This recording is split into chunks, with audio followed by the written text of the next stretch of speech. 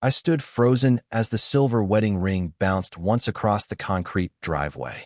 Vanessa looked straight into my eyes. "You're a failure, Ethan," she said. "I'm done. I'm done wasting my life with someone who's never going to become anything." "If this is really what you want," I said quietly, "I won't stop you." Vanessa didn't answer. She climbed into her car, started the engine without another glance in my direction, and drove away. I looked down at the ring, and I picked it up. When I bought that ring 6 years earlier, it had cost me nearly 3 months of savings. My name is Ethan Carter. I'm 35 years old. For almost 12 years, I've worked as a mechanical engineer, and by the time this story began, I had become a senior technical consultant for one of the largest engineering firms in the country. I wasn't famous. I wasn't wealthy. But inside my profession, people trusted my judgment. Complex structural failures, industrial equipment redesign, safety assessments.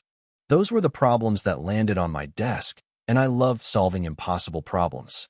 Engineering wasn't just my career. It was the language through which I understood the world.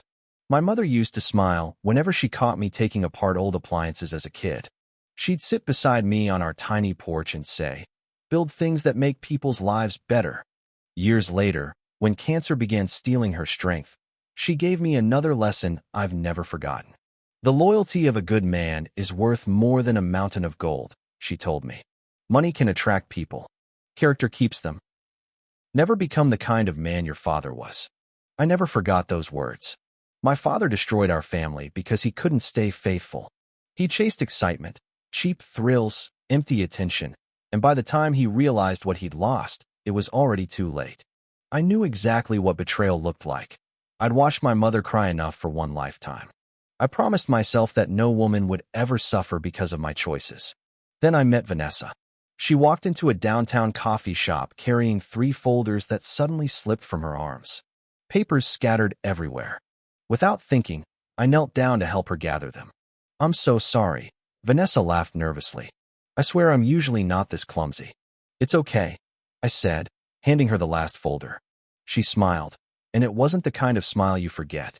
Warm, confident, bright enough to make strangers smile back. "I'm Vanessa," she said. "Ethan," I answered. We ended up talking for almost 2 hours. Neither of us noticed the cafe had nearly emptied out around us. Vanessa had just started working in corporate marketing. She was ambitious, funny, quick-witted, and she had enormous dreams. I admired that about her. Over the next several months, we became inseparable. Weekend road trips, movie nights, long walks through city parks, cheap diners, coffee dates. Neither of us had much money, but somehow everything felt rich. One evening, we sat on the hood of my old pickup truck, overlooking the city lights, and Vanessa rested her head against my shoulder. "Promise me something," she said. "What?" "No matter how successful we become, we'll always stay like this." I smiled. "I promise." She held out her pinky finger. "Deal." I laughed. "Deal." Looking back now, that promise hurts more than the divorce ever did, because for a while, we truly meant it. 2 years later, I proposed at that same overlook. The ring wasn't large, and I apologized before Vanessa even answered. "I wish I could buy something bigger," I told her. She shook her head so fast I almost laughed. "I don't care how much it costs. I only care who gave it to me." She said yes. We married 4 months later in a small church, surrounded by family and close friends. No luxury ballroom, no designer decorations, no expensive orchestra, just laughter, music, homemade food, and people who genuinely loved us. I believed I was the luckiest man alive. For the first few years, our life was beautifully ordinary. Every morning I woke before sunrise, made breakfast, packed our lunches, and left little notes beside Vanessa's coffee cup. Sometimes they simply read, "I love you." Sometimes, "Have an amazing day." She kept every single note inside a small wooden box. Or at least, she used to. When the faucet leaked, I fixed it. When the lawn needed mowing, I handled it. When her car made strange noises, I spent weekends underneath it until everything worked again. I wasn't trying to impress anyone. That's simply what husbands do. At least, that's what I believed. But Vanessa's career started moving faster than mine. She got promotions, went to networking events, began spending time with executives and entrepreneurs. She'd come home talking about luxury vacations, private clubs, People buying houses that looked like resorts. At first, I enjoyed listening. I was proud of her. But slowly, the conversations began to change. They're our age, Ethan, she'd say. They already own beach houses. We're doing okay. Okay isn't success. I laughed softly. Depends who you ask. She didn't laugh back. Weeks turned into months, and the comparisons became routine. Melissa's husband just bought her a Mercedes. My director's husband surprised her with a yacht trip. You know Jason from accounting. He invested early and retired. Every conversation somehow ended with the same invisible question. Why aren't you enough? I tried working even harder. I took on extra consulting assignments, stayed late, studied emerging engineering technologies after midnight. Not because Vanessa demanded it, because I wanted us to build a comfortable future together. One Friday evening, I came home carrying flowers. Nothing extravagant, just white lilies, her favorite. She barely looked at them. You remembered flowers, she said, forcing a smile. But you forgot today was the deadline for the lake house reservation. I told you we couldn't afford that right now. She sighed. You always have a reason. I quietly placed the flowers in water. That night, neither of us said much over dinner. The silence felt louder than any argument we'd ever had. 3 weeks later, an envelope arrived in our mailbox. Inside were divorce papers. And for the first time in 6 years, I realized love alone might not be enough. I stared at that envelope for nearly 5 minutes before opening it. Even though I already knew what was inside, part of me hoped I was wrong. Maybe it was another mortgage statement, maybe insurance paperwork, maybe anything except what my heart already feared. My fingers trembled as I unfolded the documents. The first page carried only 2 words that mattered: petition for divorce. For a long moment, I couldn't breathe. The room felt strangely quiet. The refrigerator hummed in the kitchen. A clock ticked somewhere down the hallway. Outside, kids laughed while riding their bikes. Life went on as if nothing had happened. But inside my home, everything had just changed. Vanessa walked into the living room, carrying another box of her belongings. She wasn't crying anymore. She wasn't even angry. She looked detached, as if she'd already moved on weeks earlier. You got the papers. I see that. They're fair. I slowly set them back on the table. If that's what you believe. She crossed her arms. I've spent years waiting for you to become someone. I looked at her. I thought I already was someone. She shook her head. A good husband isn't enough anymore. Those words hurt more than I expected, because for 6 years, being a good husband had been the most important job I'd ever had. I loved you, I whispered. I know. I still do, she said, looking away. But love doesn't pay for the life I want. Silence settled between us. The woman standing in front of me looked exactly like the woman I'd married. Same face, same eyes, same smile. Except that smile no longer belonged to me. I'll sign, I finally said. She looked surprised. You're not going to argue? What would be the point? I thought you'd fight. I won't force someone to stay where they no longer want to be. She picked up her purse. I guess this is goodbye. I nodded. Goodbye, Vanessa. She walked toward the front door. Just before she left, she paused, and without turning around, she said quietly, I hope one day you become the man you always wanted to be. Then the door closed. I stood there for several minutes, staring at the empty hallway. The house had never felt so large or so lonely. The divorce moved fast. There were no kids, no shared businesses, no endless courtroom battles. We sold the house, split what little equity remained, signed the paperwork. 6 years, reduced to a few signatures. The day the judge finalized everything, rain covered the courthouse windows. People hurried outside holding umbrellas. Some smiled, some argued, some celebrated. Everyone had somewhere to go. I walked alone to my aging pickup truck, sat behind the wheel, and closed the door. For the first time since my mother died, I cried. Not loudly, not dramatically, just quietly, like a man mourning a future that would never exist. I couldn't bring myself to rent another apartment. Instead, I drove 3 hours to the small town where I grew up. My parents' old house had sat empty since my mother passed. It wasn't luxurious, white wooden siding, a small front porch, an aging oak tree. The paint had started to fade, but every corner still carried memories. I unlocked the front door, and the familiar scent of old wood surrounded me. Everything looked almost exactly the way I'd left it. My father's worn recliner, my mother's bookshelf, the dining table where we'd shared thousands of meals. I ran my hand across the kitchen counter. So, I whispered, I'm home. That first night, I slept in my childhood bedroom. The ceiling still had those tiny glow-in-the-dark stars I'd glued up there when I was 10 years old. Life had taken me all over the country, and somehow, I'd ended up right back where everything started. The next morning, I woke before sunrise. Old habits die hard. I made coffee, sat on the porch, and watched the mist rise over the quiet neighborhood. No traffic, no arguments, no expectations. Just birds singing. For the first time in months, my mind felt still. Then my phone rang. It was my manager. Ethan. Morning. We've got a serious problem. What happened? He explained that an industrial processing facility in Ohio had discovered severe structural stress in one of its primary support systems. Several consulting firms had already tried and failed to fix it. Production losses were closing in on $2 million a day. When can you get there? I'll leave in an hour. That's why we count on you. When I arrived at the facility, panic filled every office. Engineers argued around conference tables. Managers stared at financial reports. Contractors blamed each other. The plant director met me personally. I've heard you're the guy who fixes impossible problems. I'll do my best, I said. He smiled nervously. That's all we've got left.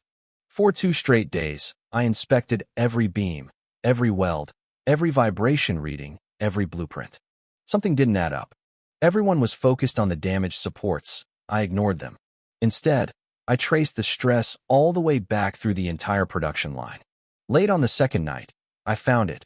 A tiny design modification made years earlier had quietly shifted vibration frequencies throughout the entire building. The damaged beams weren't the cause. They were just the symptom. I proposed a completely different solution, and the repair ended up costing less than 15% of every previous proposal. 3 weeks later, another call came in. Then another. Oil refineries, bridges, aircraft manufacturing plants, power stations, steel mills. Everywhere people ran into engineering problems nobody else could solve, someone eventually mentioned my name. I wasn't chasing recognition. I just genuinely loved solving puzzles. One afternoon, after presenting recommendations inside a manufacturing headquarters in Chicago, an elderly gentleman approached me. His tailored navy suit was immaculate, his silver hair perfectly combed, and despite his age, his eyes stayed razor-sharp. You must be Ethan Carter. Yes, sir. I'm William Harrington. The name caught my attention immediately.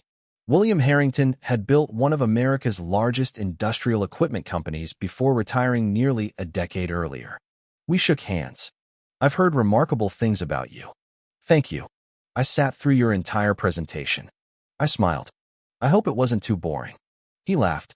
Not at all. You don't think like most engineers. I am an engineer. No, he said, shaking his head. You think like someone who understands people. I wasn't sure what he meant. He went on. Machines fail because people make decisions. You study both. Before he left, William handed me a business card. If you ever want to talk, call me. 3 weeks later, I did. We met for lunch. That lunch turned into dinner, then into weekly conversations. William wasn't interested in talking about retirement. He wanted to talk about the future, artificial intelligence, infrastructure, energy, manufacturing, advanced materials, supply chains. Every conversation challenged the way I thought.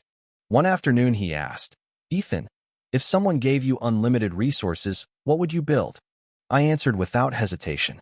Engineering systems that eliminate unnecessary failures before they ever happen. He smiled. I was hoping you'd say that. A month later, William invited me into a conference room occupied by 6 investors. On the screen behind them was a company name I'd never seen before, Apex Integrated Engineering Technologies. I've spent 40 years building companies, William told the room. Now I want to build one last thing.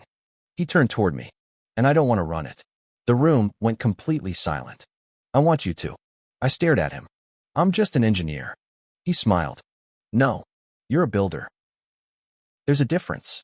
I accepted, not because of the money, but because for the first time since losing Vanessa, someone believed in my future more than my past. Over the next 12 months, We built predictive engineering platforms capable of catching catastrophic industrial failures long before they ever happened. Major corporations signed contracts. Governments got interested. Energy companies joined. Transportation giants invested. Every quarter, the company doubled in value. Investment firms competed for a piece of it. International expansion happened faster than anyone predicted. William refused to dilute my equity. "You earned it," he always said. 1 year after our first meeting, analysts released an updated valuation. I sat quietly in my office, reading the report 3 separate times. My ownership stake had officially crossed $1 billion. I leaned back in my chair, closed my eyes, and whispered the first words that came to my heart. "Mom, I hope I made you proud." A single year can change a life in ways nobody expects. 12 months earlier, I'd been standing alone in my parents' old house, wondering if I'd ever smile again. Now I was sitting in a glass-walled office overlooking the city skyline, reviewing plans for 3 new engineering research centers. Success hadn't arrived overnight. It had come one early morning, one hard decision, one solved problem at a time. Money had changed my surroundings. It had never changed my priorities. Every Friday afternoon, I still walked through our headquarters without an entourage. I greeted the receptionist by name. I thanked the maintenance staff. I ate lunch with junior engineers. I remembered exactly what it felt like to be invisible, and I never wanted anyone else to feel that way. Our company became one of the fastest-growing engineering technology firms in North America. Our predictive infrastructure systems were preventing bridge failures, improving industrial safety, saving companies billions of dollars. The media started calling me the mysterious billionaire engineer. I ignored the headlines. The only opinions that mattered belonged to the people whose lives were safer because of our work. One morning, my assistant Grace set a folder on my desk. "Today's scholarship applications." I smiled, my favorite meeting of the year. Every year, we funded hundreds of engineering students who couldn't afford tuition. Many came from families just like mine. Some had lost parents, others worked 2 jobs while studying. I read every single application myself. Talent, I always said, should never be limited by the size of someone's bank account. Later that same afternoon, another proposal landed on my desk. A children's hospital needed major structural renovations. It wasn't a profitable project, and some board members questioned the expense. I signed the approval without hesitation. "We're doing it," I said. One executive asked quietly, "Why?" I looked out the window. "Because my mother spent too many nights in hospitals." The room went silent. No child should have to wonder if the building around them is safe. Nobody argued again.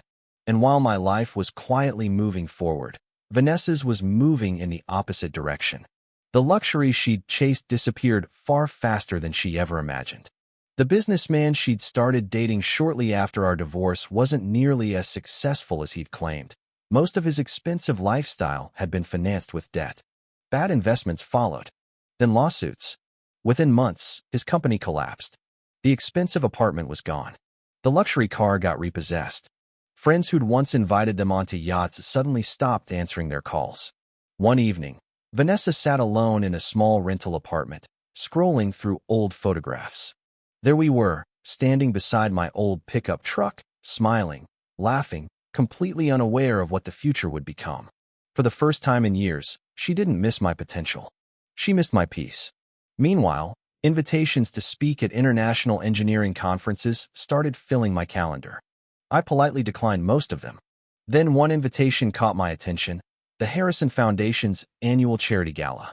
Every year, business leaders gathered there to raise money for education, hospitals, and disaster recovery. William smiled after reading the invitation. "You should go. I don't enjoy attention." "You're not going for the attention." "Then why?" He smiled. "Because your story gives people hope." I finally agreed. The evening of the gala arrived. My tailor delivered a navy tuxedo. Grace ran through the schedule. "The press will be outside." "I know." "The governor's attending." "I know." And several Fortune 500 CEOs requested introductions. I laughed softly. "I still feel more comfortable around blueprints than billionaires." She smiled. "That's exactly why people respect you." The ballroom took up the top floor of one of the city's most luxurious hotels. Crystal chandeliers reflected off polished marble floors. A live orchestra played softly. Business leaders, philanthropists, scientists, investors, political leaders, everyone seemed to know everyone else. Outside the entrance, cameras flashed nonstop, and a long line of luxury cars pulled up one after another. When my car stopped, security opened the door immediately. Before I'd even taken 2 steps, the event director hurried over. "Good evening, Mr. Carter. Welcome." Board members approached. Investors followed. Several CEOs shook my hand. "It's an honor. We've been looking forward to meeting you. Congratulations on the new infrastructure initiative." I thanked each of them politely. None of the attention ever felt natural to me. Across the entrance hall, another guest had just arrived, Vanessa. She'd gotten the invitation from a friend who worked in corporate finance. She adjusted her evening dress and glanced casually toward the crowd. At first, she only noticed the photographers, then the security team, then the executives standing respectfully around one man. She frowned. "Who's that?" Her friend answered without even looking. "That's Ethan Carter." Vanessa smiled slightly. "What a coincidence. I used to be married to someone with that name." Her friend finally turned, then looked back toward the entrance in disbelief. "No," she whispered. "Not that Ethan Carter, the billionaire engineer, the founder everyone's talking about." Vanessa slowly lifted her eyes. The man surrounded by CEOs turned slightly. For the first time in over a year, our eyes met. The color drained from her face. Her breathing stopped. The world around her seemed to disappear. She finally understood. The mysterious billionaire the entire country had been talking about was the very same man she'd once called a failure. Vanessa couldn't move. The ballroom buzzed with conversation around her, but every sound faded into the background. Her eyes stayed fixed on me, as though she were staring at a stranger wearing the face of the man she used to be married to. I kept greeting guests, unaware she'd even arrived. "Mr. Carter," a governor said, shaking my hand. "Thank you for everything your foundation is doing for engineering education." "It's my pleasure. Education changed my life. I'm simply giving others the same chance someone once gave me." Another executive stepped forward. "The children's hospital renovation is nearly finished. The doctors asked me to thank you personally." I smiled. "Tell them the thanks belong to the engineers and the construction crews. They're the ones saving lives." Vanessa listened from just a few yards away. She remembered the man who used to fix broken faucets himself because hiring a plumber seemed like a waste of money. The man who packed her lunch every single morning. The man she had called a failure. Tears slowly filled her eyes. The charity dinner ran nearly 3 hours. I spoke briefly about responsibility, not wealth, not power, responsibility. When success arrives, I told the room, it doesn't ask what you own. It asks what you're willing to give. The room erupted in applause. After the speeches, guests started mingling again. I stepped out onto a quiet terrace overlooking the city lights. The cool night air felt good after hours in the crowded ballroom. Then a familiar voice broke the silence. "Ethan." I turned around. Vanessa stood a few feet away. For several seconds, neither of us said anything. She looked older, not from age, but because regret has a way of changing someone's face. "I wasn't sure you'd remember me." I offered a gentle smile. "I remember every important chapter of my life." She lowered her eyes. "I don't deserve your kindness." I didn't answer, and the silence pushed her to keep going. "I've replayed that day in the driveway 1,000 times." "So have I." Fresh tears rolled down her cheeks. "I was cruel." "You were." "I thought money was everything." "I know. I thought success looked like expensive houses, luxury vacations, designer clothes." She wiped her face. "I was wrong." The city lights reflected in the tears she could no longer hide. "I lost everything." I heard. My relationship ended. My friends disappeared. I had people around me, but nobody who actually cared. She laughed bitterly. And the whole time, I'd already thrown away the only person who ever loved me without asking for anything back. I leaned against the railing. The wind carried the distant sound of traffic from the street below. "I never hated you, Vanessa." She looked surprised. "You didn't?" "No." I was heartbroken. But hate would have destroyed the man my mother raised. She nodded slowly. "I remember her." "So do I." "She always treated me like family." "She did." Vanessa started crying even harder. I disappointed her too. I looked up at the stars. My mother believed people could change. She also believed change only counts when it's real. Vanessa took one hesitant step closer. Ethan, I never stopped thinking about you. I stayed silent. I know I have no right to ask this, she said, struggling to get the words out. But, is there any chance we could start over? For a long moment, neither of us spoke. Then I smiled, not because I was actually considering it, but because I finally understood something. The pain I'd carried for so long was gone. Vanessa, yes, you didn't leave because I was poor. She looked down. You left because you couldn't see who I already was. Every word landed gently, never with anger, never with revenge. I was the same man back then. The money didn't create my character. It just gave my character a bigger stage. She covered her mouth as the tears kept falling. I know. I see that now. You believed getting rich would make me valuable. I shook my head softly. But real value gets built long before anyone ever notices it. I'm sorry, she whispered. I know. I truly loved you. I know. I was just too blind to see it. I know. She looked at me with the same eyes she'd had years ago, sitting on the hood of my old pickup truck, watching the city lights. I still love you. I smiled sadly. I believe you. Hope flickered briefly across her face. Then I continued. But love alone isn't enough. It was the same lesson I'd learned the hardest way. I forgave you a long time ago. Her shoulders trembled. But forgiveness doesn't always mean going back. She nodded through her tears. I understand. I've spent the last year rebuilding my life. Not my bank account, my heart. And I finally found peace. I can't lose that again. She closed her eyes. I don't want your money. I know. I just wish I had understood your worth before everyone else did. I reached into my jacket pocket. For a brief moment, I held the silver wedding ring I'd kept all this time. Not because I hoped we'd get back together, but because it reminded me of the promises I'd made to myself. I placed it gently into her hand. She stared down at it in disbelief. I think this belongs to your past, I said. She closed her fingers around the ring and began sobbing. I'm so sorry, Ethan. I forgive you. Those 4 words seemed to hit her harder than any apology she'd ever spoken. She looked up at me one final time.